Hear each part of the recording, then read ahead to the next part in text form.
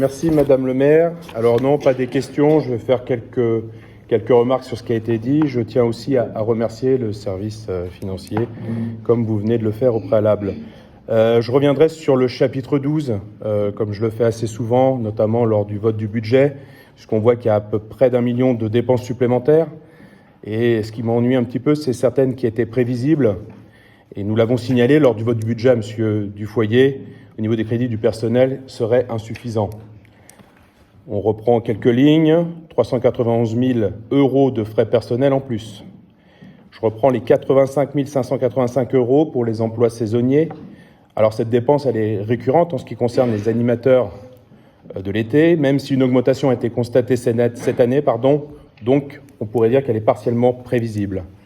Plus 12 000 € pour les agents qui bénéficient du JIPA, garantie individuelle pour le pouvoir d'achat. Ils doivent avoir connaissance en début d'année des agents concernés par cette disposition. Cela s'appelle de la gestion prévisionnelle. On en revient à ce qui s'appelle donc les dépenses prévisibles. L'adhésion au Pôle emploi, donc ça on en avait parlé au dernier conseil municipal, on souhaiterait avoir le chiffrage de l'économie réalisée. C'est peut-être un peu prématuré, mais en tout cas, voilà. Plus 76 000 € d'heures supplémentaires pour les élections. Donc ça, on avait eu ce sujet à un moment lors d'un dernier conseil municipal.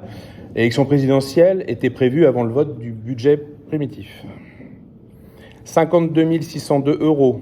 Alors là, c'est au niveau de la rupture conventionnelle. On se posait la question, pourquoi une rupture conventionnelle d'un agent de catégorie A ? Enfin, il y a eu un redressement de 176 000 € entre 2018 et 2021 de l'URSSAF. C'est des choses qui peuvent arriver, mais je pense qu'on peut les éviter. Et enfin, au chapitre 65, plus 20 000 € de revalorisation d'indemnité des élus.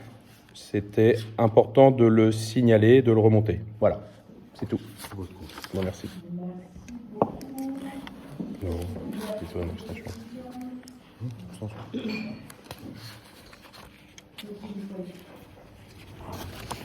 Merci Madame le maire. J'entends M. Roy et je vais profiter de ces lumières pour lui demander quelle sera l'augmentation de mon indice en 2023 parce que nous préparons le budget et nous n'en avons aucune idée. Ça ne sera pas zéro.